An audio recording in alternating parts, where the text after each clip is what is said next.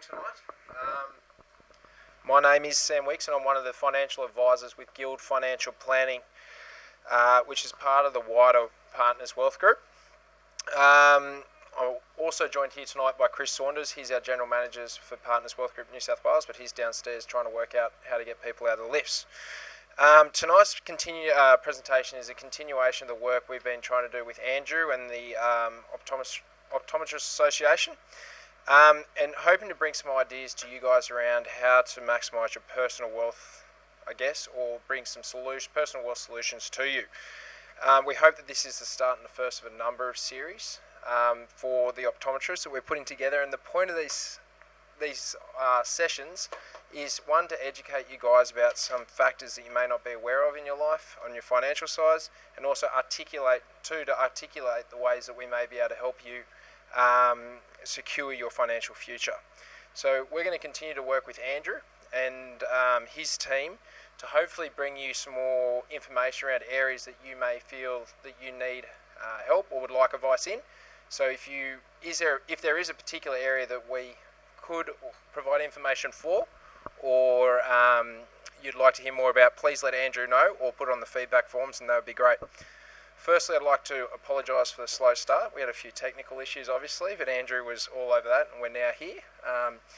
Bit of housekeeping sort of side of things. Obviously, there's food and drink outside. The toilets, men are out to the right, ladies are to the left. And then number 3 for the webinar is that it will be sent out later via a link. Is that correct? Yes, and we can access this later as well. So the structure of tonight's pretty informal. We're going to have John. We've got John and Simon here from Aviate. John will be doing the presentation. John loves an interactive audience, so if you do have questions throughout, please do not hesitate to stick your hand up. We have feedback forms on the chairs. Welcome. If you could take the time to fill that out, that'd be great. If you'd like a copy of the slide deck, please indicate that on the feedback form. And also any other areas you'd like to hear more advice on, that'd be great. And then if you want to stick around for a few questions after, I'm sure the team are more than happy to do those. So as I said, we're lucky enough to be joined by John and Simon from Aviate Group to provide us some insights into property investing, and also how to navigate through the noise that we're sort of hearing about the residential property market at the moment. We've all heard the media reports that the ongoing boom and the upcoming bust, particularly around Sydney and Melbourne and the property side of things. So the sort of questions I'm looking at is, when and where is a good time to invest, and particularly with regards to ongoing income and capital growth. And then what are my options if you can't afford to buy where you want to live, and some strategies around that. So hopefully John can touch off a few of those tonight. And again, please, if you have questions the whole way through, please stick up your hand. Aviate's been around for 15 years, I think, guys, yes? And really what they do is they help individuals identify and purchase residential property. They have an extremely robust research and investment approach with a focus of helping clients build financial self-sufficiency through their property expertise. John, our star speaker tonight, has been with Aviate for 4 years, I think it is, with over 10 years in the industry. He's worked through a number of roles with Aviate as a property investment consultant, business development manager, and now the head of investor education. So without further ado, I'll hand across to John. Good evening, everybody, and thank you very much for coming along. I know it's always difficult to kind of try and make it to these things after work. If you're wondering why I'm holding a microphone, because it doesn't sound amplified, I think it's because of the webinar, so they can hear me. I'm going to have my hands full, because I need a clicker as well. So, as Sam said, I do like an interactive audience. I've got Simon over here, who is my colleague, and he's got a sharp eye for people who are either using their mobile phones or who are nodding off, and he tends to throw things. So, one nod from me, and he's on it. So, just be very kind of wary of that. But I'm going to try and make tonight as interactive as possible, and at the very least, I think you're going to walk out of here having learnt a bit of a different approach to property investment. And tonight is not about selling you something. There's going to be no talk about particular properties that are available for investment in any particular part of the state. It's all about research and the importance of research when it comes to property investment. Because one thing that we are guilty of as Australians, apart from loving property, is that we tend to make some decisions that don't generally always work out the best from a performance perspective. Considering the size and the amount of money that's required to purchase property, a lot of research really is required to go into a decision before you make a decision. Because in my role, and in Simon's role, we hear people's stories all the time about decisions they've made at the time, thinking that it was all going to be fantastic, all hunky-dory, and it ends up being burning a big hole in their pocket, and actually really kind of puts at jeopardy their long-term financial strategy. So property being what it is, it's a big asset. It should form part of everyone's portfolio if they have one, or their financial strategy if they have one, if you're with a financial planner. So therefore it is very crucial that you take the time to have a look at the research, ask questions, make inquiries, speak to various people, and proceed with caution and with enthusiasm, but don't kind of get stuck into the mindset of I've got to get in before it's too late. That's what the unscrupulous parts of the industry rely upon, is to you kind of getting revved up. So there'll be no revving up today. It'll all be about research. I was mentioning to Sam earlier that I work with a group. Is everyone here an optometrist or in the optometrist-related field? We're all in the medical profession. Oh, well, we're not, but you guys are. Is that, yeah? Okay, so I work and I travel around the country presenting at these types of events, speaking to doctors, surgeons, GPs, practice managers, with a company who put on workshops for the medical profession. And we call it, essentially what I call this is a diagnostic approach to property investment, looking at the research, identifying risks. And that's what we specialize in, is identifying the risks and how to kind of manage those risks to the point where they are no longer a risk. And if it can't be managed to that point, how do you minimize it to the point where it's quite manageable? So, and hopefully that comes across tonight. So probably just in the interest of time, we'll probably get to a question and answer part at the end, unless I ask some questions, and I'd like you to participate. So are we okay with my position where I'm standing and in terms of the camera? All good? Back a bit? Okay, all right. I do tend to want this way. Do you want to be in or out? Well, I mean, do you need me? Okay, all right. So the reason it's called Table for Eight is because at AV8 every Thursday we have a workshop called Table for Eight, and essentially it's 8 people sitting around a table having some food like you are now, having some drinks, and me standing up talking about what we do and why it's important to really kind of focus on the research. Focus on the strategy, not the product. Let the research and the strategy lead you to the product, not the other way around. So that's why it's called Table for Eight, and this is essentially is a table for 8, but it's a table for 20 something, and who knows how many on the webinar. So let's kick off. Okay, Simon, you'll keep me right for time? Yeah. Okay, this is me, and that's my position. So my role really is to do what I'm doing now, and to head up the research team, and to take all the research that we undertake and put it into a format that it is consumable by the everyday investor. Because there is a lot when it comes to property investment. There is an enormous amount that people need to know, but they're just not aware of. Either they don't have the wherewithal, or they don't have the time. And people in your industry in particular, doctors and the medical industry, are notorious for, one, not having time because of the nature of your work, but making pretty bad decisions when it comes to property because of that lack of time and the ability to go out and do what is required to ensure a sound property decision. And it's generally kind of based upon a recommendation from an accountant or some kind of financial advisor who says your income is pretty strong, you're going to have a tax issue, go out, buy yourself a property, get some tax depreciation into play. And again, because of the lack of time, people tend to go out, find something they like, engaging the emotional side of their brain rather than the logical side of their brain. They can afford it, they borrow the money, they purchase it, but it ends up not doing what they need it to do. It's a decision based purely, almost purely on tax, or it's been kind of raised because of a tax issue. There is more to property investment than looking at getting a tax deduction. Okay, so All right, so Aviate, who are we? What do we do? As Sam mentioned, we've been around for 15 years, and in the property industry, for the kind of thing that we do, that is a lifetime. Property groups do not hang around for very long, generally because they end up doing the wrong thing by the people that they have sold properties to. If you can last in the property industry for 15 years, you must be doing something right, and I know that we are because we do. Our mission really is quite simple, is to help people reach financial self-sufficiency through property. As I mentioned before, it's probably the most popular asset class in Australia. We're absolutely obsessed with it. Go to a dinner party, people are talking about property. You go to a kindergarten, people are talking about property. I mean, even Malcolm Turnbull wants 1-year-olds now to start purchasing investment properties. So, a 15-year history of sourcing property based on meticulous research of macro and microeconomic indicators and understanding the shifting trends that will drive demand. That's very important. Understanding the shifting trends that will drive demand.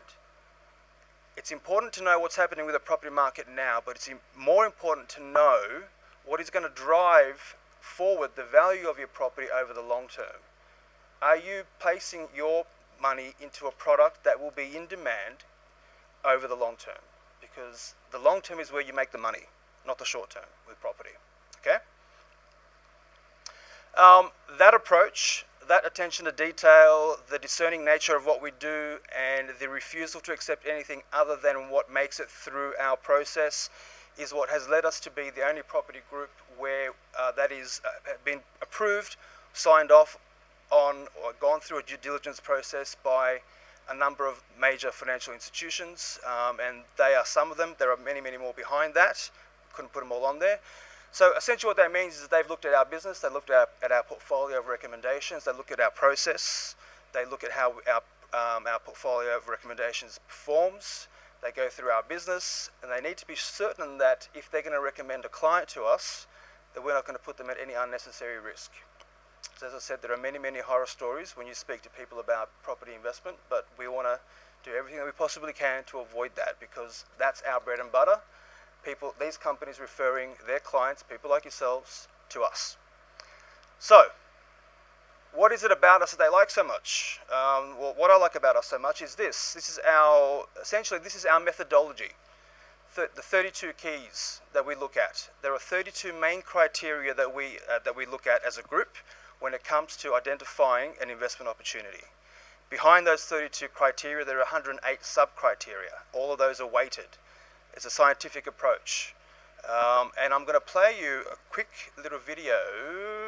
Can we get you to play, just with bring up the play button?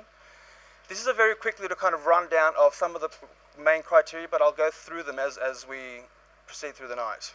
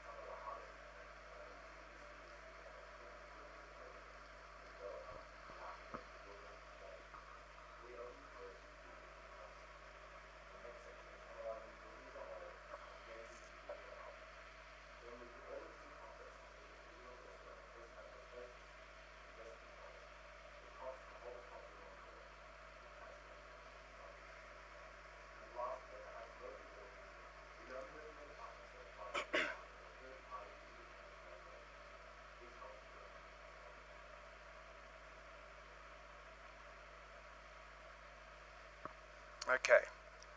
Apologies for that was very hard to to understand. Did anybody catch any of that? You did? Okay, maybe it's just me standing over here. Okay, so those 32 keys is what allows us as a group to avoid making some of these, exposing our clients to some of these common risks. Now, tonight, I'm going to challenge your thinking. I think not everyone's going to agree with what I say, and that's perfectly fine. You can't have one opinion. But I want you to challenge me as well. If you don't agree with something, if you think there is, if you have an opinion that is contrary to what I'm expressing, please tell me. There is nothing more that I enjoy than actually kind of having my thinking challenged. If there is something that you want to kind of debate, more than happy to do it. Ask any question. We have nothing to hide. We are completely transparent in what we do and how we do it, right down to the very way that we get paid. And again, that's not something that is very common in the property industry. So, what are some of these common risks? I'm going to kind of fly through these because there's more important stuff after this. Some of these you might recognize. Before I kind of get into them, who actually here in this room is a property investor apart from an owner-occupier purchase? Who has an investment property? Anyone want to show? Yeah? Yeah? Anyone? Okay. And who's actually, I know that you're here to get information, but who's actually looking at getting into a property in the short term, in the next few months? Okay. Are you pretty far down the track of doing that? Okay. Any kind of set ideas as to what you want to do? Yes? No? Maybe? Okay. All right. So, if any of these seem familiar to you, put your hand up, say something's quite all right. So, look, the first one's a pretty kind of a standard one, making an educated decision. It's pretty obvious. The more you arm yourself with education, the better the opportunity you're going to have to make a better decision for yourself. And again, always bearing in mind, this is not a $5,000 investment that you're about to undertake. It's, particularly in the Sydney market, it's probably closer to $1 million investment, depending on where you're investing or depending what kind of property you're looking at. So it's worthwhile to take the time to get yourself informed. Buying on emotion, a big one. The risk there is that you end up making the decision based on what you like for yourself rather than what is going to be in demand in the marketplace. Okay, so it's got nothing to do with your tastes. It has everything to do with facts, figures, statistics, demographics, all of the boring stuff. None of the emotional stuff. Where we tend to see people making the biggest mistakes is when they start to engage that part of their thinking, the emotional part of their thinking. It takes you down a track that really has no place when it comes to big financial decisions. And we'll probably touch on some examples throughout the evening. Being influenced by others, this is what I mean by that is when you make a decision on a property and you've done your research and you feel confident about it, and then you share that decision with a colleague or a friend or a family member, and they express something that they've done and how well it's worked for them or how badly it's worked for them. And then that plants the seed of doubt in your mind. My point here is that unless you trust that that person's knowledge, expertise, experience, capability is solid, treat it for what it is, an opinion. Okay? Don't let people kind of take you down a different track to what you are intent upon. If you feel confident about that, if you don't, trust your instinct. Because everyone's situation is different. Everyone in this room has a different financial situation. Everyone in this room has different goals. Everyone earns a different income. They have different debt levels, assets, time frames, the whole thing. What works for Simon doesn't work for me, and so on and so on. Investing in hotspots. Who's heard of hotspots? Who wants to tell me what a hotspot is? Come on, I need a volunteer now. We're starting to get to the point where no one's contributing. What's that? Port Hedland? Why are you saying Port Hedland? Okay, so... Okay. Alright, so mining towns are a perfect example of hotspots. Hotspots are a way for property groups, real estate agencies, project marketing firms, magazines, news publications to get you to engage that emotional side of your brain and to get fired up, to start to feel that fear of missing out. That's what drives people to act, that fear of missing out. And they know that if they advertise something as a hotspot, get in now, don't miss out. This is a hotspot. This is the next big place to make money. That people will actually start to engage and start to look at investing in that particular suburb. Happens all the time. If you look at property magazines, every single issue has a hotspot. Every single issue has some 22-year-old person who's just come out of high school. They're earning an average income. They've got a $5 million property portfolio that they've scraped together a deposit by living at home and living off 2-minute noodles. it's the devil is in the detail. It is a marketing tactic. Forget about it. If you're looking at getting into a hotspot, it's too late. Because what you want to be doing is getting into a suburb before it's been designated a hotspot. Because you want to be riding the growth. It's all about taking a contrarian position, counter-cyclical, getting into the market at the bottom of the cycle or close to the bottom of the cycle and riding the growth through at least 2 property cycles. That's what you want to be doing. If you're getting into something that's already kind of designated as hot, the price has already kind of gone forward and you've really kind of missed the best opportunities. Investing in your own suburb. This is where people who looking for an investment property in the suburb that you live in. Now, generally that could be fine. It may not be a problem, but it becomes a problem when you don't know what the characteristics of your suburb are, whether it's actually an owner-occupier suburb or an investor suburb. And what I mean by that is the demographics of that suburb determine whether it's an owner-occupier or an investor suburb. If I said to you, I grew up in a suburb called Illawong, which is in the Sutherland Shire. Great suburb, affluent, great place to raise kids, but it is not an investor suburb because everyone there owns their home. So if I purchase an investment property in Illawong compared to, say, Surrey Hills, here in the inner city, where will I have a bigger audience for my product? In Illawong or in Surrey Hills? Where is there a greater level of demand for rental properties going to be? And it's more than that. It's about knowing the level of stock that's coming on into that suburb. Are you about to buy into a suburb when 6 months down the track there's going to be a whole raft of new properties coming online and hitting the market? There's a lot to know before determining what a suburb is like. So buying in a suburb that you are comfortable with may be a bit of a false economy. And that kind of, again, comes to the emotional side. I know it, I feel comfortable, I've made money here, I've raised my kids here, I went to school here, I'm bound to make money here. And you might do. But before you make that decision, get yourself educated on the characteristics. Short-term approach, this is a simple one. Property is not a short-term prospect. Yeah, you can make money in the short term. You probably make $10,000, $20,000, $30,000, $40,000, but what's the point of that? What is the point of going to the expense, the cost, stamp duties, legals, all that sort of stuff, to sell 12 or 18 months later or 2 years later and come out $50,000, $60,000, $70,000, $80,000 ahead gross? If you're going to buy a property, stick to the long term. If you're not comfortable with the long term approach, property is not for you. Keep your money in cash or some kind of short term security where at least you know the capital is going to be safe. Okay? All right, moving on. Well, the reason why this slide is up here is everyone has heard of that maxim, buy low, sell high. That's the way to make money. It's true. The previous slide and those risks that I mentioned can actually lead to the opposite occurring, where if you have got it wrong or you've made a bad decision based on any one of those risks, you actually have to end up doing the opposite, and that is selling low because you've bought high. Now that's very true at the moment of the Sydney market. Investors who are looking at the Sydney market or have been looking at the Sydney market for the past 6, 12, 18 months as an investment option run that risk because you've been buying at the peak of the market. You're buying when it's hot, when everyone wants to clamour into the market.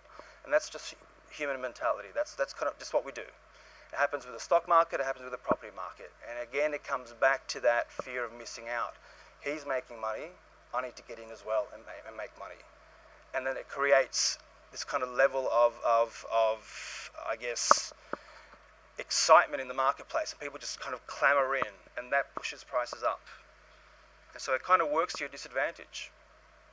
So in order to kind of avoid making those, getting in a situation where you have to end up selling, buying high and selling low, avoid some of those common mistakes. Okay, so what do we do? I'm going to break it down for you. What does AVA do? Brand new, in a city,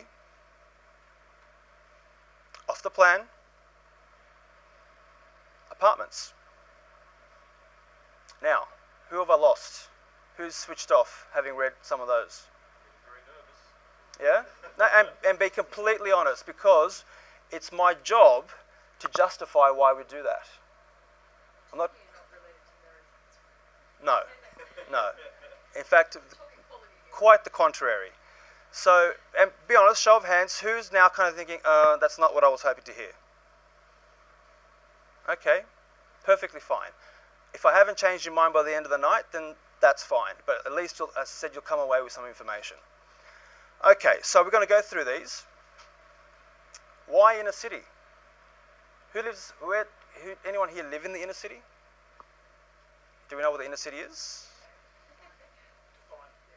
Oh, okay, say, forget about the CBD, a 10 to 12 kilometre radius around the CBD, excluding the CBD though. I do. Who else? Yeah? Okay. How would you characterise the suburb that you live in? So, someone throw a suburb at me. That's not in. Yeah, not kind of really inner city-ish. Petersham, yes. How would you characterise Petersham? I'll tell you. Increasingly becoming younger, quite hipsterish, probably is another word. It's gentrified. It's completely changed. The demographics of Petersham have completely changed. When I knew Petersham, it was people of my ethnic background, Southern European, very family orientated. It's now predominantly young professionals, arty types. The types of businesses that have opened up at Petersham are completely different to what they were 15, 20, 25 years ago. The people who live in the suburb have completely changed. So it's become younger, and as a result, they have attracted more and more of that demographic. And a large part of that is because the fact that its proximity to the CBD. There is a reason why inner city suburbs are the most densely populated suburbs anywhere around the country. It's because people want to be close to where the jobs are and where all the amenity is, the public transport, the retail options, all the infrastructure. Infrastructure is concentrated mostly around the CBD of any capital city. And if you look at where people overwhelmingly choose to live in numbers, it's the regions around the inner city. And it's not any kind of a judgment thing, it's purely based on numbers and looking at what the reality is on the ground. There is a certain kind of person who wants to live in the inner city, and there is a certain kind of person who does not. And for them, a different area will be more appealing, and a different type of product will be more appealing. This is all about looking at the least risky way of getting into a property, getting yourself in front of the biggest audience, and getting yourself into a situation where your property will experience consistent levels of demand year on year. Okay? And if you want to do that, you've got to go where the action is. So, benefits of the inner city: a higher density population, so more numbers, a bigger potential audience for your product. Consistent demand, a constrained supply. Now, when I say constrained supply, I mean that it's very difficult to go out in the inner city. It's all built out, so therefore you have to go up. And the trick here is to find suburbs as an investor where the level to which you can go up is very limited, because the higher the density of the building, the different types of risks start to open up for you as an investor. We're talking about areas where the demand is strong, but the supply has a cap because of zoning laws or restriction in being able to, in development applications being able to be approved because they don't fit in with laws for that particular suburb. Okay, so if we're doing a comparison, we'll say Waterloo and Surrey Hills. Waterloo is a high-density suburb. Surrey Hills is not a high-density suburb in terms of building height. Who wants to guess how Surrey Hills performed the past 12 months in terms of capital growth? Anyone? 20%? Anyone else?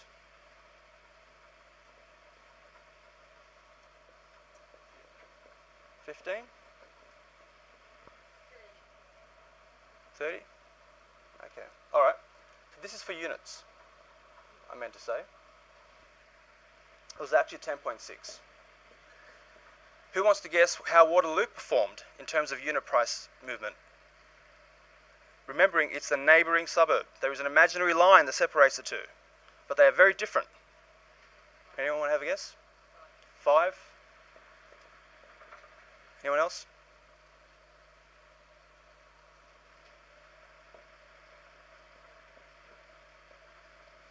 1.3%. How is it that a suburb that is neighbouring this suburb can perform like that and the other one can perform like that? Appeal as well. Supply is your biggest risk as an investor in property. It has the biggest impact, it'll have the biggest impact on your performance of your portfolio from a capital perspective, but it'll also have the biggest impact on your portfolio from a rental income perspective. More competition, more stock, more supply. If the demand doesn't meet that supply, what happens? It's a universal law, supply and demand. If there's more supply than demand, prices don't go anywhere, or they stagnate. If the demand is strong, the supply is tight, as is the case here, prices go up. I used to live in Surrey Hills. 10 years ago, it was not as popular or as appealing as it is now. It used to be a lot kind of riskier and dangerous to live in Surrey Hills than what it is now. It's completely transformed. So the key is to find the Surrey Hills suburbs types, but at the right point. So the next one is the strongest tenant demographic. Anyone want to guess what I mean by that? Right type. The right type of tenant essentially is everyone in this room. Professionally employed, strong income, the capacity to pay, to afford the kind of rent that is payable in the inner city areas. But the reason why it's important is because you represent a lower level of risk than someone who's working in hospitality, in retail, on a lower income, who's not professionally employed. And I'll tell you why. It's because in times of economic downturn or economic disruption, there are industries that suffer more than other industries, and it's just an economic reality. It's not a judgment, it's pure economic reality. If we look at post-GFC or during the GFC, which industries were quite buoyant and which industries were impacted the most. And if you want to minimize tenancy risk for your investment property, you've got to identify what the strongest tenant demographic is. And it's the young, upwardly mobile, high-income earning, white-collar professional. Because you want to have a tenant in place consistently. You don't want a high turnover of tenants because you don't want to be finding yourself in a situation where you've got an $800,000 property or a $1 million property, wherever the case may be, and your tenant cannot afford to live there because their industry has suffered a downturn and they've lost their job. Guess what they're going to do? They're going to move out and they're going to go to an area where they're going to be close to the next job they can get. They're not going to stay in the property out of loyalty to you. So then it's a case of having to find a tenant. And if it's a depressed market and there is a lot of supply, a lot of empty stock in that market, you're competing. So what are you going to have to do? Drop your rent. Do you want to be doing that? Dropping your rent means more money out of your pocket. Or not having a tenant at all means you're paying 2 mortgages. One on the house where you live and on the investment property. That is not a good outcome. So it's all about identifying the risk and how can I manage that risk. And managing that risk is finding the strongest tenant demographic. And the other one is infrastructure. As I mentioned before, infrastructure, whether rightly or wrong or fair or not, it tends to be most concentrated by governments in the inner city. But I'll tell you why mostly. It's the next slide. We must stop urban sprawl. Department of Planning, Sydney. There's 2 options for Australia with the increasing population over the coming few years. Either we go up or we go out. What this map indicates here is that if urban sprawl was allowed to continue, in the year 2031, the population would stretch out to these areas here. Now that's kind of pre-night. It's hard to make out with the lights, but the concentration is strongest around here, and it kind of gets lighter and lighter. And the reason is because this is where all the infrastructure is, or predominantly. Now the government has a choice. Either we release land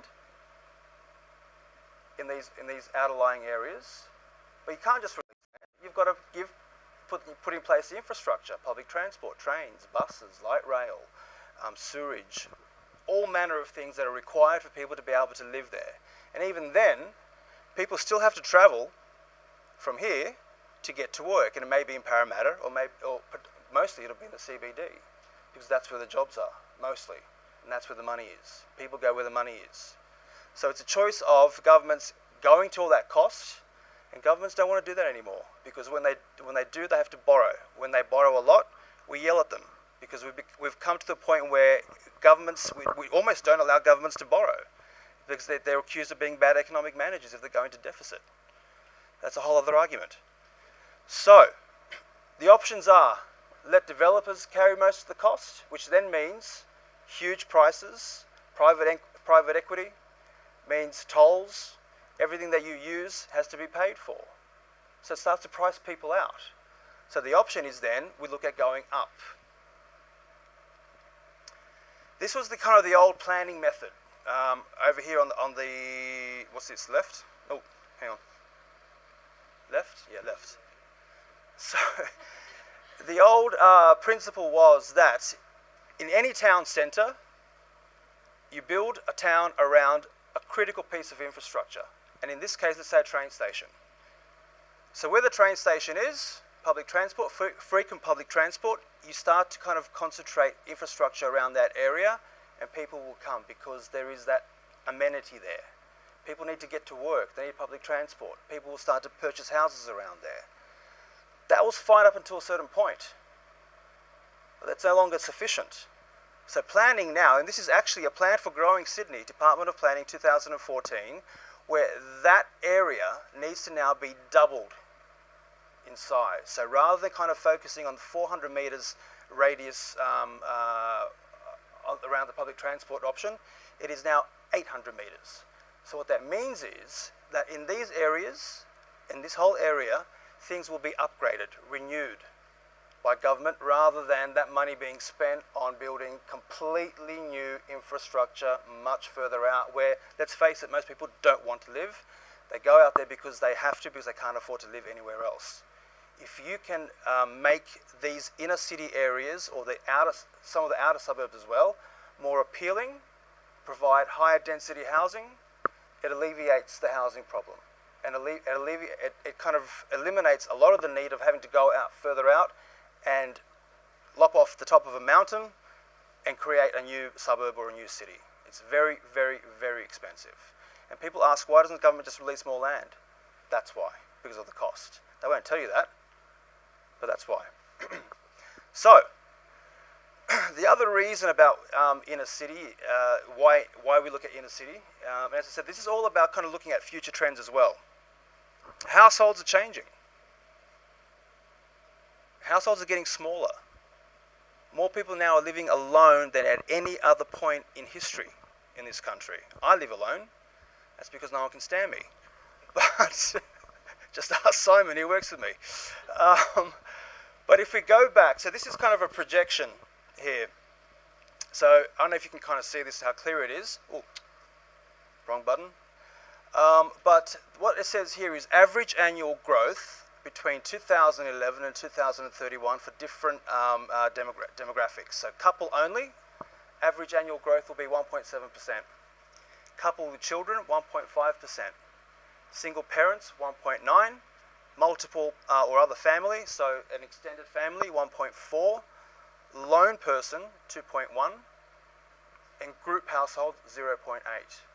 Now, over the course of the next, 2011, the 20 years, or up to 2031, the biggest demographic will be lone person household. Now, is a lone person going to need to live or want to live an hour and a half outside of the CBD? Particularly if they're professionally employed and working in the CBD? No. They're going to choose lifestyle over owning the house they live in. And more and more and more and more, we are seeing people my age, your age, who are giving up on the idea of buying the first property being their owner-occupier property and renting where they want to live, but also investing. Using their strong income to invest in a property and have someone else actually carry all the weight of the ongoing cost of that property, owning that property. It gives them tax benefit, It helps them get their first, it's their stepping stone into the property market to get to the point where down the track in 10 or 15 years later, they're in a position where they can use the capital they've made from their property portfolio to purchase the house they want to live in. Okay, this is no longer the generation of, from my parents' generation, where you built up towards owning something. Everyone wants it now, but people are realizing that you can't, because house prices are through the roof. I don't know if is anyone in that situation here in the audience where you've kind of thought, you know what, it's just pointless. I'm just going to rent where I want to live, where I enjoy living, and invest. It's kind of been termed now rent vesting, which isn't overly imaginative, but there you go. But it is a very, very, I mean, I do it myself. I'm 41. I don't own the place that I live in, but I own property. Because for me to purchase where I want to live, it would cost me an absolute fortune to do that. And it wouldn't be a flash property. I mean, this is Sydney. It's ridiculous. In order for me to do that on a single income, it would take up all of my discretionary income. And I want to have a life as well. I don't have one, but I would like to have one. So the opportunity, the choice is, do I extend myself to that point, or do I invest somewhere else and build capital over the years? And when I get to the point where I decide, okay, you know what, now it's time for me to actually buy something that I want to live in, do that then, and borrow a lot less money from the bank than what I would have to do if I did it right now. Okay, so the point here is that over the coming years and decades, most people will either be living on their own, or they'll be dual income, no kids. Mum and dad with the 2.3 kids is the demographic in the descendancy. The ascendant demographic are those two that I just mentioned. And if you look at these figures, that kind of backs it up. But over the next 15 years, the largest demographic will be, by a big margin, lone occupants and dual occupants with no kids. So you've got to ask yourself, if I'm looking at this from a risk perspective, do I want to put my product in front of the audience, the market that is in the descendancy, or in the ascendancy? And that demographic, where are they going to want to live mostly? Okay? The other thing is, and this is kind of another statistic that backs up what I was saying about households getting smaller. From 1911 to 2011, household size has gone from 4.5 people to 2.6 people. And it's actually getting smaller. There's a census this year, I think, and I'm certain that figure will have decreased even further. So currently, close to 25% of the Australian population lives alone. That figure will increase to over 30% within the next decade. Okay, so again, looking at who your market's going to be, who your audience is going to be.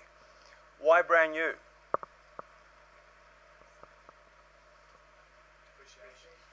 One of them, absolutely. Anyone else got a kind of a bias towards new or established property? Oh, he's falling asleep. This thing is heavy. It's like... You should be holding this for me, if anything. Okay, so benefits of brand new. Significantly better depreciation tax benefit. Brand new, everything's brand new, everything can be depreciated.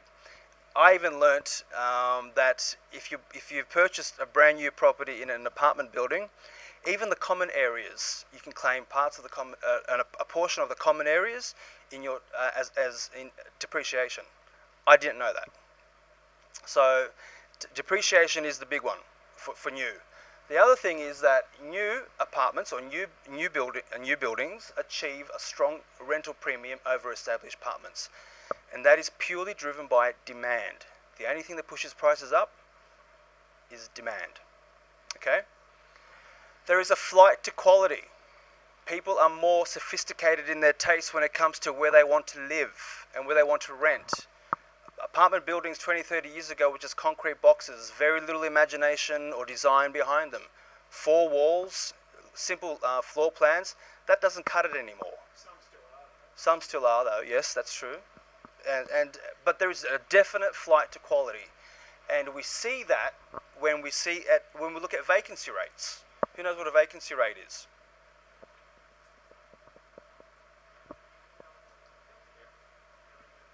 That's right. A vacancy rate for a suburb is the number of properties available compared to the number of people looking to rent that property. Okay, and if it's above 3.5%, Well, if it's around 3 to 3.5%, there's equilibrium. It's kind of like a national kind of figure. And obviously, it kind of differs. There's between markets and markets, but anything below that means the market is undersupplied, which means there's more demand than there is supply, and obviously anything above that means there is more supply than what there is demand. So you want to be in the opposite situation. You want to be investing in a suburb where there is a low vacancy rate. So when we look at vacancy rates, we look at the headline rate doesn't tell you the true story. When you dig down and look at the information, and this is what we do, you look at the vacancy rate for established product and for new product. Simon, do you want to give me some magic numbers for Brisbane? For new property currently in the city of Brisbane, 0.6. And what was it for? 3.3. That says severely undersupplied. So there is almost zero vacancy for new product compared to established product in the inner city Brisbane market. Now yes, there is. Yes, there is. Well, again, it depends on whether it's headline information or how much detail there is actually behind that information. And now there's a lot of talk about Brisbane being an oversupplied market and so on and so forth. What they're telling you is everything that's in the supply chain, everything that's kind of at council approval stage right through currently under construction. A lot of those projects that are in the pipeline won't ever see the light of day because things have changed. Prices have gone up, construction costs have gone up, sites no longer become viable. So all those big, scary, hairy numbers that you see, put them at the back of your mind, okay? But in terms of vacancy, and this is a report that was released by Urbis, a very highly respected research house, just in the past few weeks, where they looked at over 2,000 apartments, and the vacancy rate for brand new was 0.6, and for established product, anything pre-2012 was 3.3. So that tells us that there is a greater level of demand for new, because new means generally now, with how much competition there is in the market, more amenity, better quality, better storage, better layouts, all those sort of things. How are we going for time? John, I have a question from one of the webinars. Why by inner city and not the city? Good question. So, the question was, why buy in the inner city as opposed to the actual CBD? And the very, very quick answer to that is supply risk. Because when you look around in the CBD, there are buildings of 20, 30, 40 stories, residential buildings now, and that means more stuff that you're competing with. If you compare, again, we'll use Surrey Hills as an example. If you compare Surrey Hills, where you can't build a building of 20, 30, 40 stories, or even 15 stories, but here in the CBD, where you have Meriton, Mirvac, Lendlease, all these massive players who can purchase a block of land in the CBD, knock up 30, 40 stories of apartments, and then they can do it again down the street, and in the street behind, and the street down the road. So there is more capacity for supply risk in the CBD than what there is in suburbs that are zoned differently for low to medium density. And if you look at kind of vacancy rates in some of these massive buildings, they're huge. that goes to this report I saw on Four Corners about probably a few weeks ago. Mm-hmm. In Melbourne, they've got that oversupply Yep. in the CBD area. Yep. I was trying to figure out why, again, and that question that came up, why it's got to be Look, there's a number of reasons as to why high density projects aren't desirable. Too many for me to go into at this point. More than happy to do it afterwards. But the biggest one is supply risk. You're exposing yourself to a lot of supply risk. And you look at investors in Melbourne, in Docklands specifically, where there are building after building after building and a lot of them just sitting empty. Okay, let's move on. So the other thing is brand new fixtures and fittings. Who doesn't like brand new things? And significantly superior design and amenity offered by savvy developers. And by savvy, I mean people who know what the market wants, what the sophisticated market wants, and the market that has the capacity to spend the money for the rent that those kinds of products attract. Next question. Why apartments? Why not houses? Okay, benefits of apartments. Now, let me kind of preface this by saying that what I'm saying to you tonight doesn't mean that if you do the opposite of this, you will lose your shirt and that you'll end up on the street kind of begging for spare change. That is not what I'm saying at all. It's about risk. It's about how much risk do you want to take on with the money that you're about to invest in the property.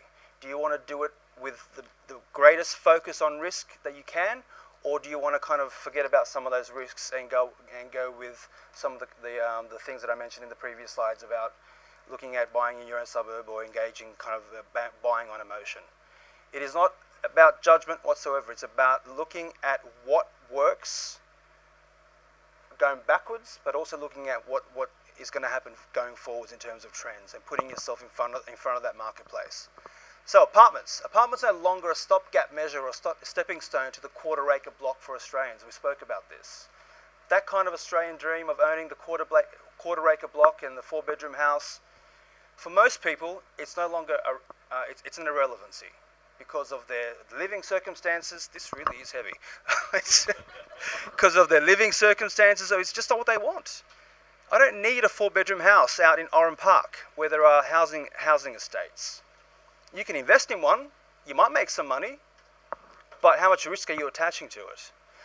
Okay, increasingly the dwelling type of choice for the upwardly mobile, high-earning professional and the downsizers is apartments. Who here lives in an apartment? Okay, don't be shy. Who has lived in an apartment? Okay, I live in an apartment, okay. So concierge hotel-style services are becoming normal for new apartment living. They are offering more and more and more. And in my job and in Simon's job, we get to see these projects when they're completed. And some of them just absolutely blow your mind in terms of what they offer. And if you were to try and get that in a house, it would cost you millions of dollars to do that. As someone who wants to rent or as an investor, you can have all that for the price of a one-bedroom apartment or a two-bedroom apartment or whatever you choose to buy. You come to us. That's one of the criteria that we look at, and I'll touch on that in a couple of slides. No, I like to wander. I'll suffer in silence. You know, I don't like to make a fuss. No. Any physios in the room? I don't need an optometrist. I need a physio. Okay, so apartments are offering is not affordable in middle-class private homes. Some of the things that I just mentioned, and I'll show you some pictures of some of the projects that we've looked at recently. Location, location, location, and lifestyle, lifestyle, lifestyle. As I said before, increasingly we are becoming the lifestyle. It's about lifestyle choices. There's a lifestyle generation. It didn't used to be the case because the lifestyle was in the houses. But if you look at now what's happening in the city in terms of development, properties that become available end up invariably kind of to a larger extent becoming apartment blocks of various size depending on the suburb. You can't see that. This is a picture of one of the projects that we actually weren't involved in, but one of the a group of developers that we work with, and I would rate as probably the best developers in Brisbane. This is a project that they did that we didn't actually recommend because it was too high density. There we go. Downstairs is a restaurant from a renowned Australian chef, and across the foyer area there is a kind of like a kiosk version of this restaurant, and that is available obviously to people passing trade and obviously to the tenants of the building. But what's also available is on the rooftop this private dining room, and behind this wall here, if I can find the button, behind this wall here is a cinema. Not a big public cinema, but you know, kind of like a room probably this size or twice this size, where you can book it, go in there, screen a film, have your friends over.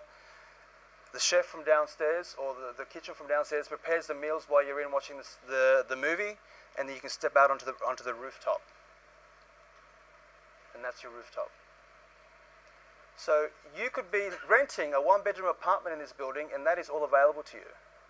You could purchase a one-bedroom apartment in this building for $415,000 or $450,000, and that is all available to you. Tell me where you would get that for someone who is putting lifestyle as the important kind of part of their decision making when it comes to where to live, that or a 3-bedroom house out in Ipswich. That's in Brisbane. No, it's South Brisbane. Yeah. So, and I'll repeat, this is a project that we rejected as a group. But we went up there and we took some photos because they wanted to show us the project. But we rejected this project because there was too many apartments in it. And we were in South Brisbane 4 years prior to this, where the property prices were a lot lower, and our investors got in and have ridden the growth because of the increasing levels of demand and popularity that in South Brisbane. Okay, you can turn the lights back on. All right, so conscious of time. So why off the plan? And this is the one where people kind of tend to get a little bit they shuffle in their seat. They get a little bit nervous. And who here, be honest, has heard bad things about off the plan? I have. Simo, you have. Put your hand up. Okay. Why is that? What are someone volunteer? Tell me what's some of the bad things that you've heard about off the plan? Why is it the big scary thing that? Not you. Great. Fantastic. I feel like a bit of a. Okay. So what you thought you purchased for the people on the webinar, one of the comments was that dimensions can change in the apartment from what you purchase to what you actually receive when it's constructed. It's changed quite substantially, and that is a risk, and that has happened. That's correct. Anyone else? That's right. Yeah. Okay. So the comment there for the people at home was that the price that you pay for the property doesn't stack up when it comes to settlement time.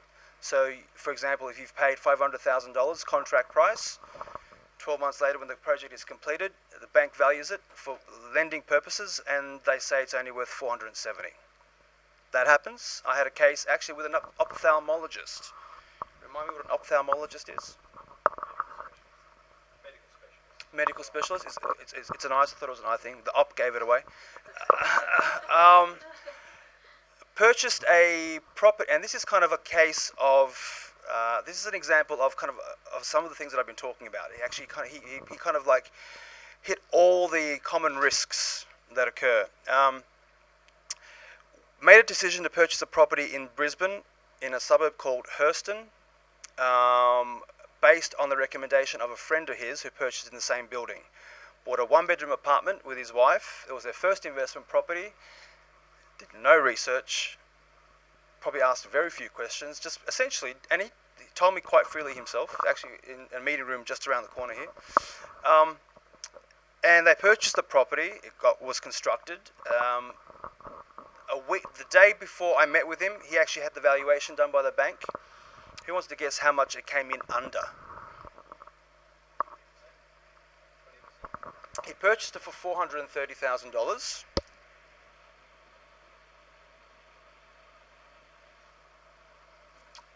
The bank came along and said, nope, we think it's worth $60,000 less than that. What happens in that situation? They've got, first cry, and then go find your mate and give him a swift kick in a sensitive region. But you got to come up with that money, because the developer, you're contracted, legally obligated to settle. If you don't settle, they can take your deposit that you paid, the $43,000 that you used to secure it 12 or 15 months prior, and if they resell that property at a loss, the vendor at a loss, they can sue you for damages, for the loss, to cover the loss as well. So it can be a very, very expensive exercise. To add insult to injury, he then found out that there was a rental guarantee, which is an absolute scam, but also that the building was actually a serviced apartment, not a normal residential building. Now the big problem there is that the serviced apartment market is tiny. When you're looking at tenants, only a tiny, tiny, tiny proportion are looking to rent a serviced apartment.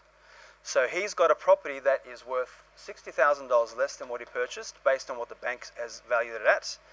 And he's got a rental guarantee. Now, a rental guarantee is where the vendor will say to you, I guarantee I will pay you 5% of the purchase price of the property as rent for 2 years. All right? So they'll calculate 5% of $430,000, whatever that comes to, for 2 years. Anyone?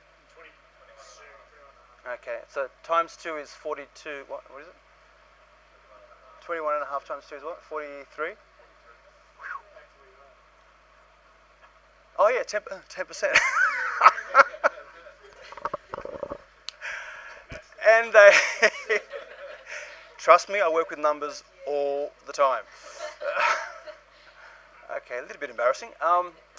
They add that on top of the purchase price. So essentially, you're paying for that rental guarantee. It is an absolute con. If you ever come across someone offering you a rental guarantee, run.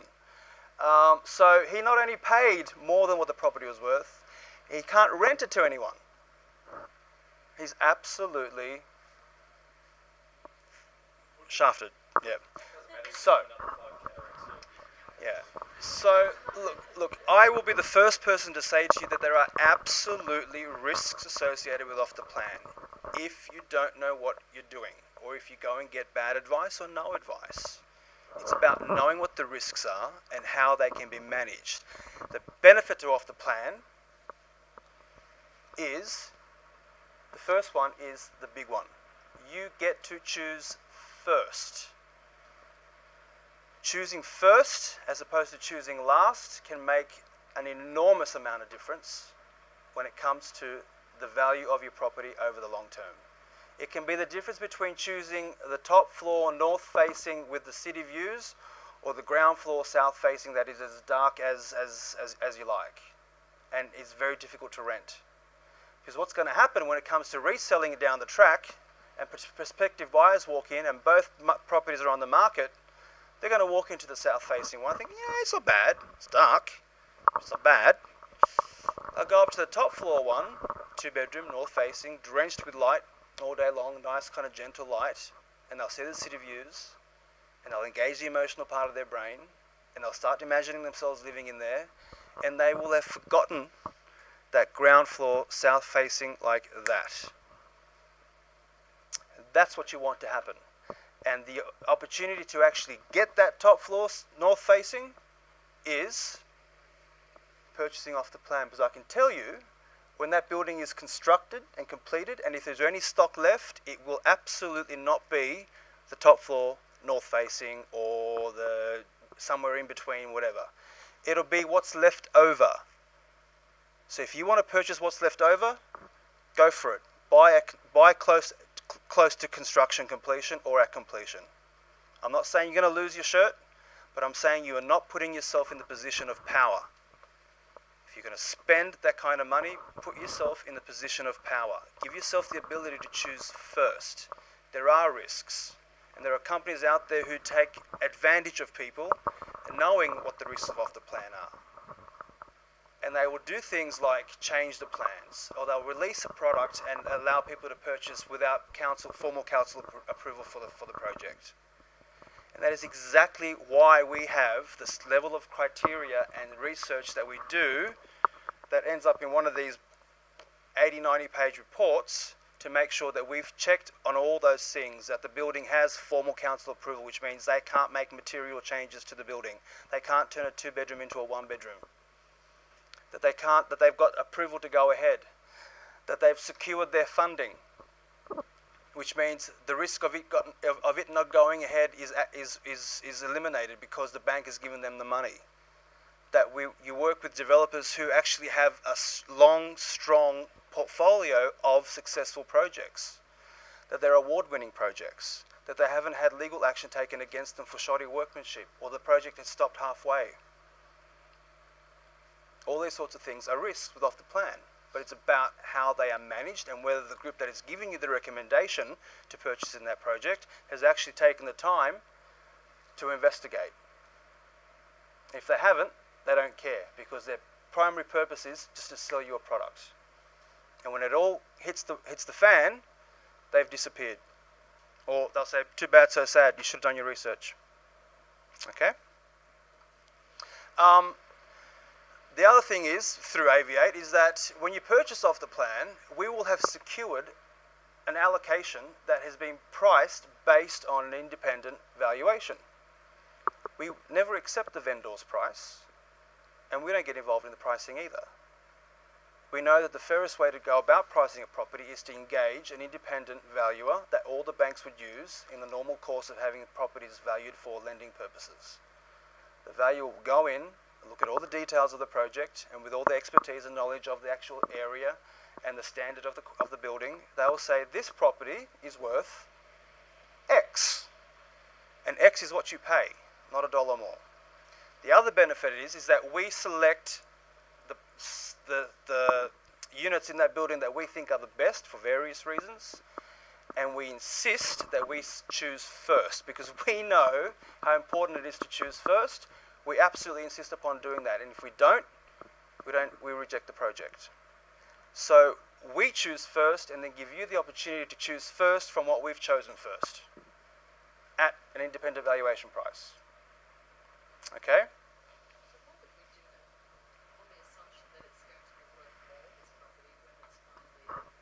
Why would you... sorry, what was the question? Why is it attractive then to buy off the plan when you haven't seen it finished product? Mhm. Is it on the assumption that the property will be worth more in a year or 15 months' time when it's finally done? Yes. The question is, why would you purchase off the plan? Is it based on the assumption that the product or the property will be worth more when it's actually completed? Yes. If you get in at the right market at the right time. And the risk with people buying off the plan in Sydney and Melbourne is that when it completes, the market will have gone in the opposite direction to what they anticipated it would go. At the yeah. So the idea is to get into a market where it's not actually at the peak of the cycle, because there is a construction period, 12, 18 months, 15 months, some could be 2 years, depending on the project. You need the market to do what you want it to do, and that is to keep going forward rather than stagnate or go backwards. Because if it does, you end up in a situation like this, where you've paid more than what it's worth. So the risk for Sydney investors now, whether it's off the plan or not, and we're seeing valuations in Sydney come in under, because the banks are saying, no, you paid too much for it. We don't think it's worth that much.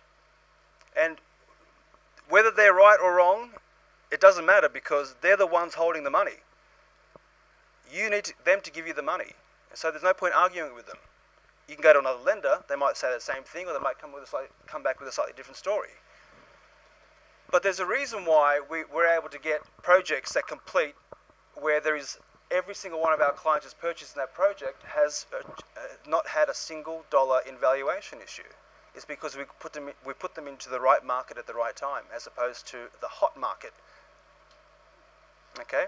And that's what I was saying before about being counter-cyclical, taking a contrarian approach, looking for value in the market rather than looking for where all the hot activity is.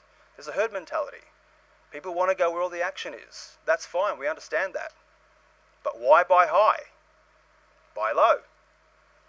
And then when that market is going crazy again and everyone was clamoring to get in, that's when you sell. That's what we do. Simon's giving me the... Okay, so I've got to keep going because there's a bit more to talk about. How much time have I got?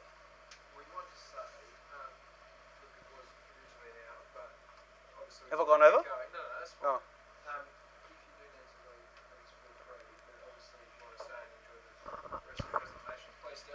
I will crash tackle you on the way out, but I probably can't now, it was on my shoulder.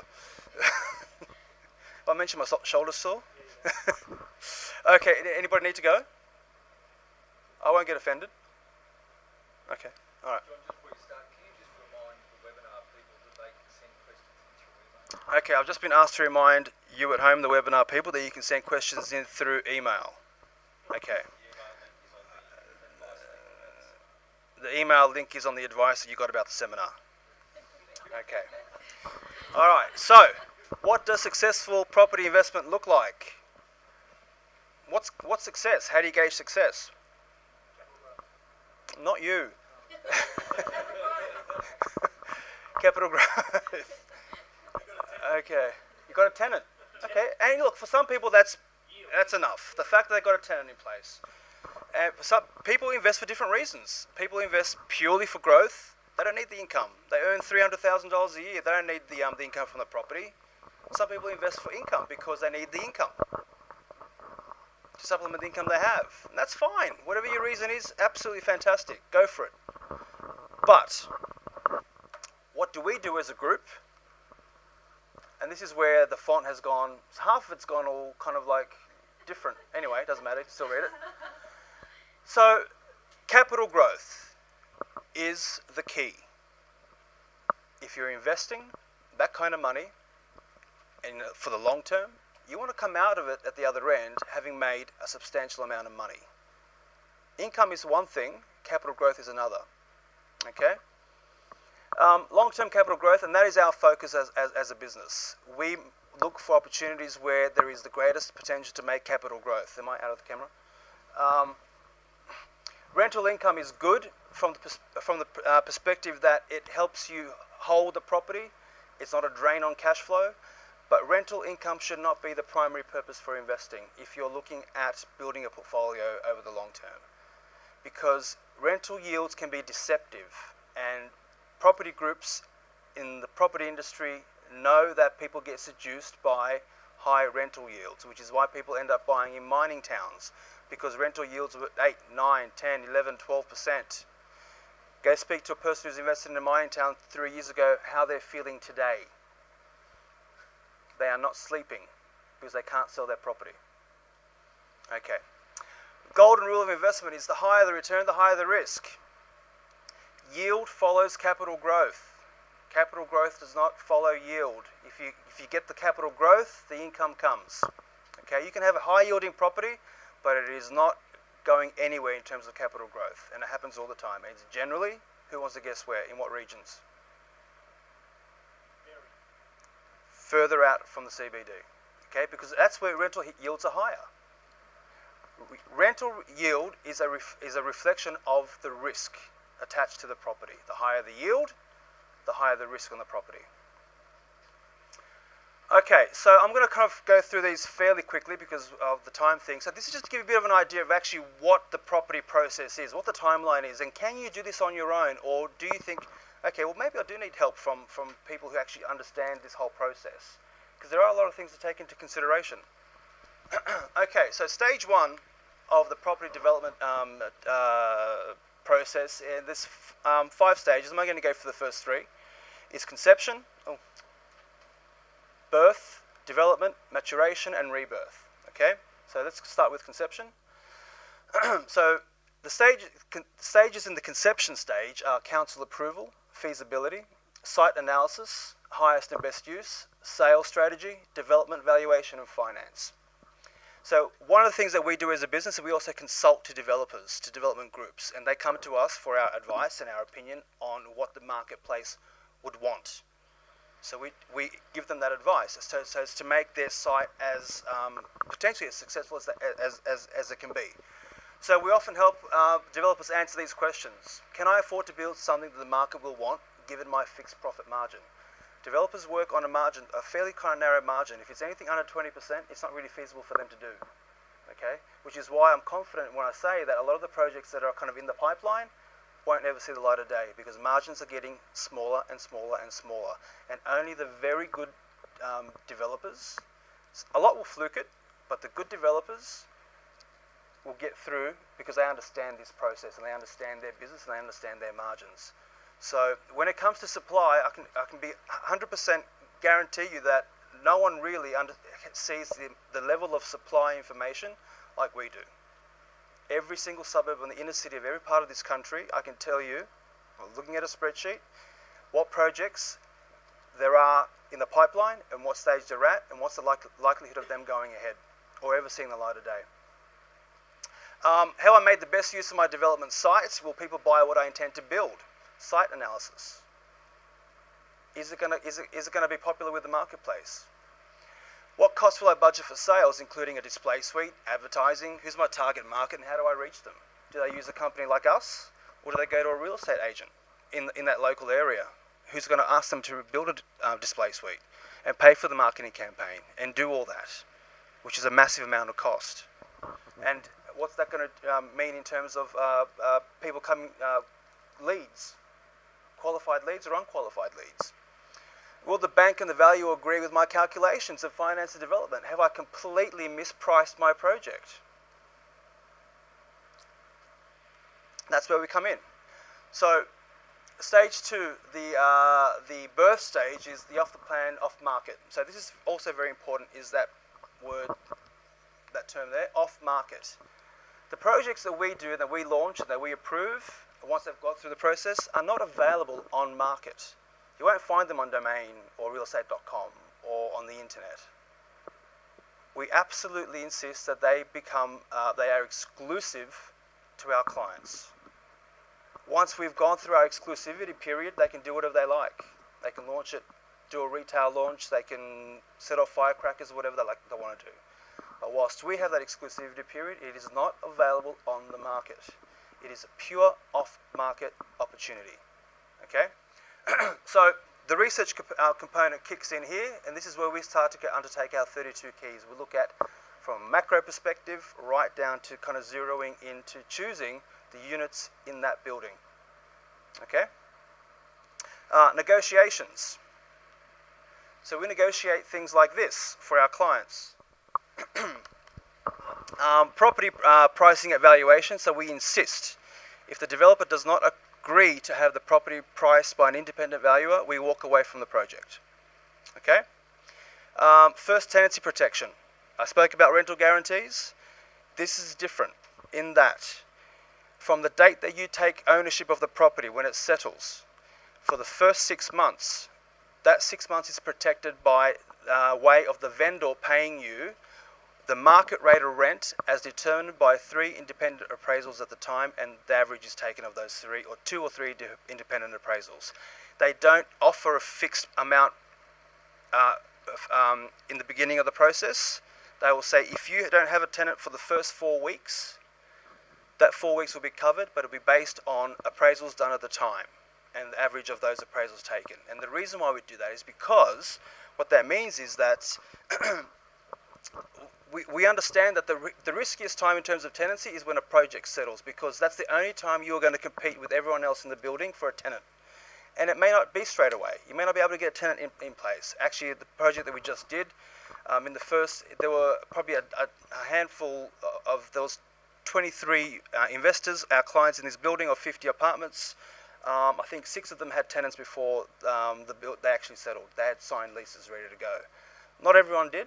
Some it took 2 weeks, but those 2 weeks were covered. Okay? So the first tenancy protection is different to a rental guarantee. It cannot be added on top of the purchase price because the purchase price is the independent valuation price. Okay? We also kind of negotiate to have them include blinds and window coverings in the price as well, so it sits under the purchase price. Depreciation schedules, they generally cost around about $700, so that is something that the vendor throws in as well. And the big one being the insistence that we choose first. Because again, we know the value of choosing first.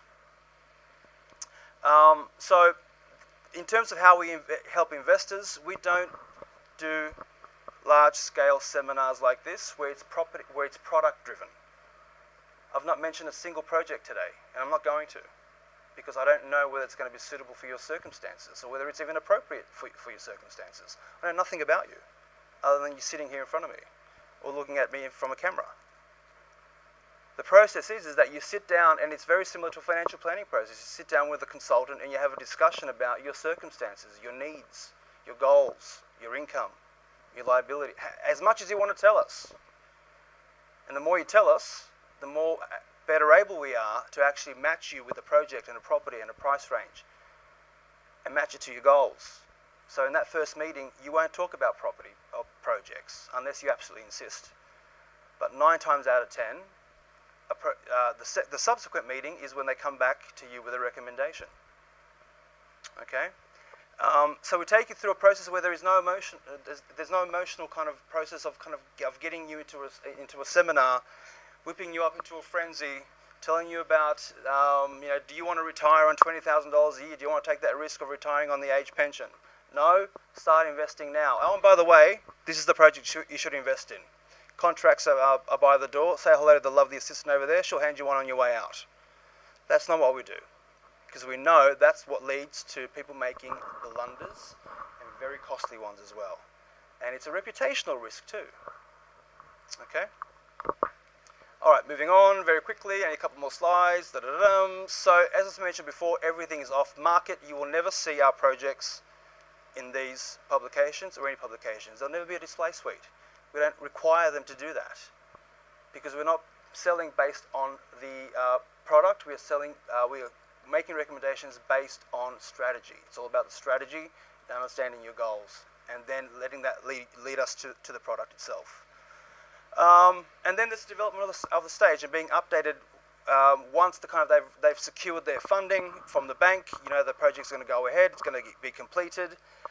Keeping you updated throughout the process and making sure that you understand exactly what kind of timeframes they're looking at for completion, any delays if there are anywhere delays, things like that, and making sure that you are prepared so that as settlement approaches, you are fully prepared, informed for a successful settlement process. Okay, there's a lot more that I can talk about, but I'm just very conscious of the time. Simo's giving me the 3-minute kind of wind-up thing. So these are the 32 keys, the video that we kind of saw earlier. This is just kind of a breakdown of those 32 keys. And I think Simon's got these printed out so you can have a look at them. It's actually, the video is on our website. If you want to see the full video again, there's a lot of information on the website in terms of the 32 keys and other criteria. There are other videos on the website. Yeah. If you wanted to find out more, what you can do, this, for the people at home, I think you're going to get this. You can scan the QPR. Is that what it's called, a QPR? Or you can type in that. You can click on that link, and it'll take you to a page where you can actually look at the availability of one of our consultants for a phone call. They'll call you. There's like a 15-minute what do you call it? Slot. Where you can choose the date and the time that is best suits you, and the consultant will give you a ring, introduce themselves, and have a bit of conversation about what you've heard tonight and answer any questions. And then if you want to kind of take that further, entirely up to you. If not, not a drama. It's not a hard sell. It's not a hard sell. It's all about making sure things are being done at your pace, and at a time that is most convenient for you. Okay, that is me done. I'm pretty sure. That's it. That's done. Was that an hour? Okay. Yay. If you want to have a flick through a report, there's some here. These are not to take home, unfortunately. They are just to have a flick through. Are we doing questions? Okay. Are there any questions? No questions. John, Yes. when you talk about inner city, so are you talking only Sydney, Melbourne, or are Nope. you talking Adelaide, Newcastle, Cairns? Nope. What are you talking? Nope. A good question. We are talking major cap. Refresh that. The question was, when we're talking inner city, am I only talking Sydney, Melbourne and Brisbane, or are we talking regional cities? No, not regional cities, because they are too far away from the CBD hub, and it's a completely different tenant demographic as well.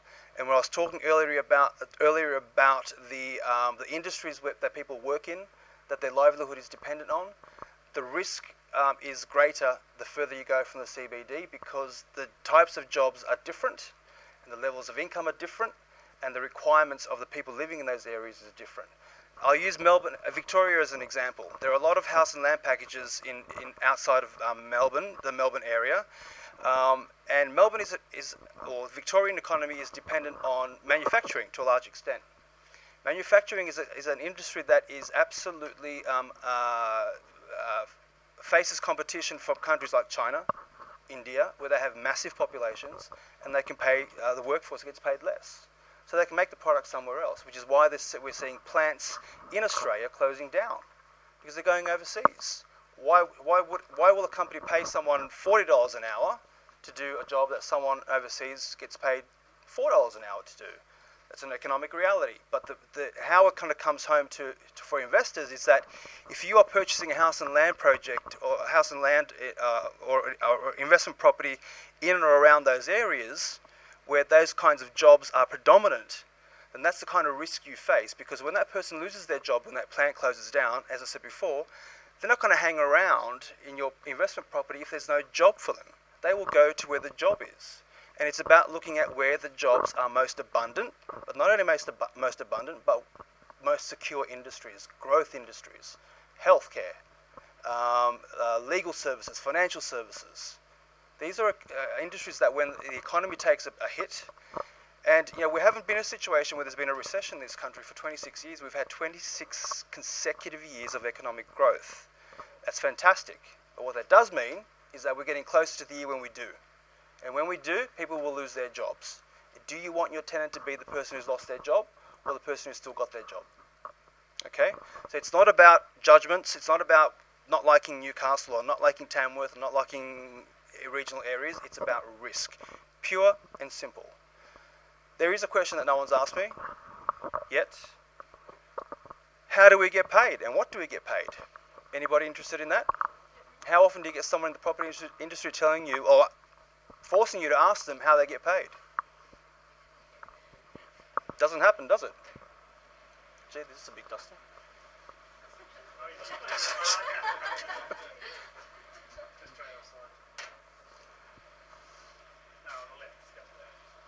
Oh, okay, right here. Okay, so I mentioned before, it says whiteboard marker. I mentioned before that every single property that is available through AV8 is based on an independent, different colour? It's based on flip chart marker. Oh, okay. Okay, so every single property is based on an independent independent valuation from an independent valuer, independent of the project. So if they say the property is worth $500,000, that's what you pay. Okay? That is the purchase price. That is the contract price. I can't kind of express it any other way. You do not pay the vendor's price. You do not pay a price that we think the property is worth. You pay a price that the independent valuer thinks it's worth. It's not exact science, but it's the fairest way available because everything else is murky. Every other way that you purchase is based on what the vendor thinks the property is worth. And the vendors want to make as much money as they can. So there's two parts to this answer. So our fee, our maximum fee, and we cap our fees at a maximum, so we get paid commission. Up front, blunt about it, we get paid a commission for every property that is sold. And that commission is a maximum of 6%. Anything above that, we rebate to the client. So if we've negotiated 7%, we keep the 6%, and the 1% difference gets paid to the investor at settlement time. It's a rebate, okay? That is our way of saying that although we understand that there is a conflict there in getting paid by the vendor for the properties that we've recommended to you, we mitigate that risk and that conflict by capping the fee, disclosing it to you, and then rebating anything above that fee. Now, 6% of 500,000 is 30,000. I know that. It is, isn't it? Yeah. Okay. So that $30,000 actually sits under the purchase price. It's not added on top of the $500,000. So it doesn't become $530,000 because vendors don't want to pay that, but we force them to. So it comes out of their profits. They factor that into it's the cost of doing business for them. So not only do we force them to let us choose first, not only do we force them to actually have the pricing done by an independent valuer, but then our fee, which is high, comes out of their profits. So what's the next logical question? Spot on. I'll tell you why. Because of you. Because you've come to us, or most of our clients come to us, having been referred by someone who understands their circumstances, who understands what they want to do, who understands the risks they've taken in the past, or whatever their objectives are, whatever their numbers. They come to us, and we take them through the similar process again. So we requalify them for our purposes. What that means is that when we take someone to a project and recommend a project to them, they're a lot further down the track of knowing whether they want to do that or not than someone who's gone to a seminar and spent an hour in a seminar being sold a project to, or they've gone to a display suite, or they've looked at an ad on Domain. And the difference there is that when you take a qualified purchaser to the seller of a product, there is a much greater chance that that person will actually go ahead and purchase that product. And the reason that's important to the vendor is because they need to sell. If the building is a building of 50, the bank will invariably say to them, if you want us to give you money to do your project, sell 25 first, show me 25 contracts and 25 checks for 10% on each of those buildings, and we'll give you the money. If you can facilitate that for them faster, they'll agree to your terms. And we know that, which is why we insist on those things. Because we know that we will take people who we've taken through an education process first, and we've determined together with them whether this is something suitable for them or not. And if it is, we show them a project, make a recommendation, and if they choose to go ahead and submit an expression of interest form and a holding deposit, there is a much greater chance that that will actually proceed to a sale than if the person goes to a seminar or what have you, or they've just kind of had a cursory glance through a display suite and they've had someone who's sold, cars the week prior and now they're selling properties, kind of talk to them about, they don't care about your circumstances, they just want to know how much money you can spend. They don't ask you questions about your lifestyle goals and your objectives and all that sort of stuff. They just want to know how much you can spend, and they'll direct you to a property. You'll get cold feet, you'll get buyer's remorse because you're not comfortable, you haven't got enough information. Someone's planted a seed of doubt in your mind, and you pull out. And the vendor says, why do they pull out? Okay?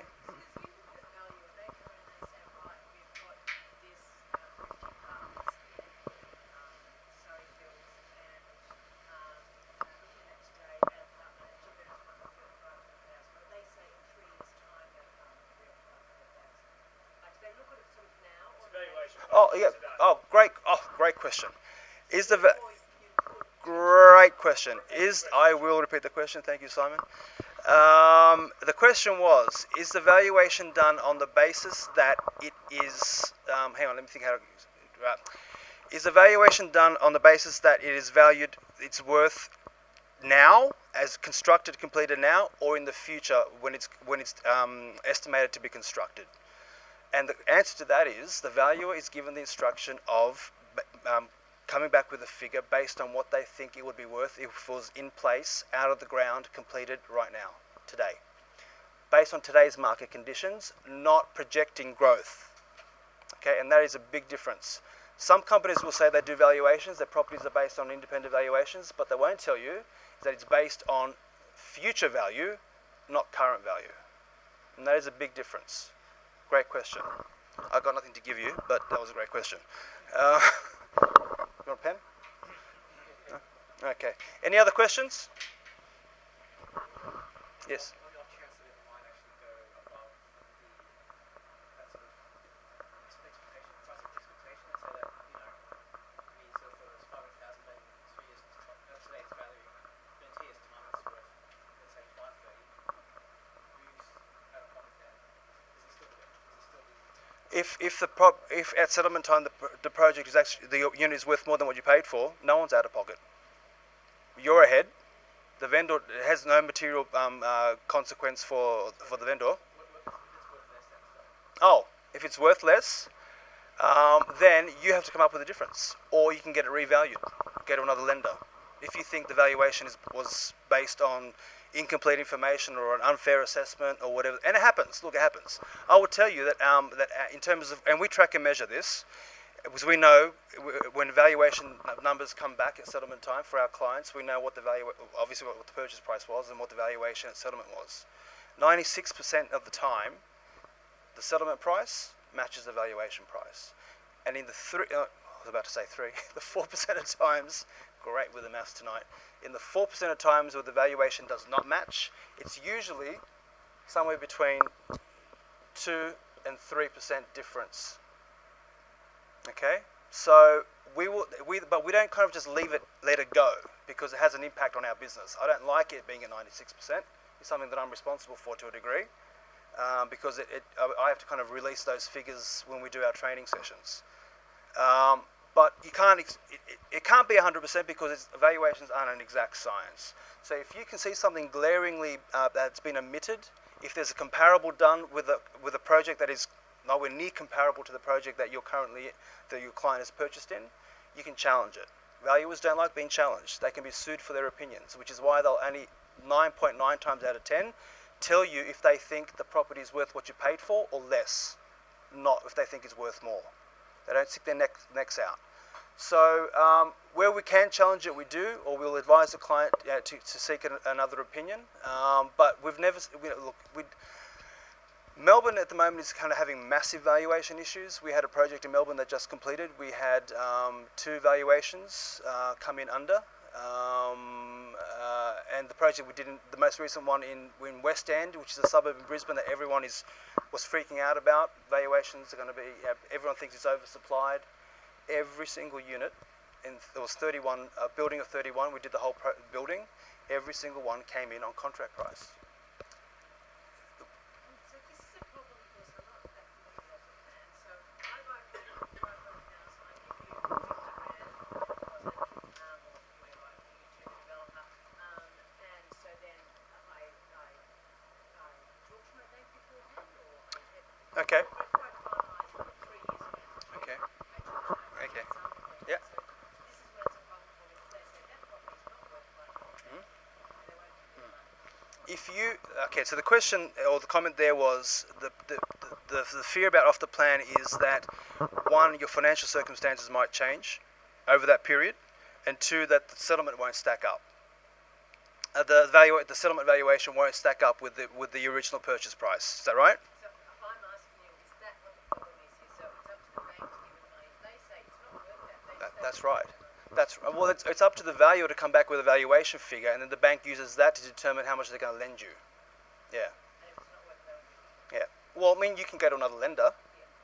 That's entirely your prerogative. Yeah. So, because valuation is done by an individual on the day. If you go to another lender, there is a system called Valix that the bank requests a valuation. The Valix system spits out a valuer, and they'll say, go and value that property, and they'll go and value it. And it's done for the very reason that it doesn't allow banks to exert pressure on valuers if they know who the valuer is going to be. If they don't know who the valuer is going to be, they can't say, oi, if you want our business, you're going to come in with this valuation because we need to kind of minimise our risk in this suburb. Any more questions? Okay. One more just from the web. How does Aviac get paid if the client doesn't buy? We don't. And we don't charge you anything. The question? The question was, how does Aviac get paid if the client doesn't buy? The simple answer is we don't. Whether you purchase or not, we don't charge a fee for dealing with you. We get paid by the vendor, as I explained. And we get paid quite handsomely, but we disclose that. And as I said, it's all under the purchase price.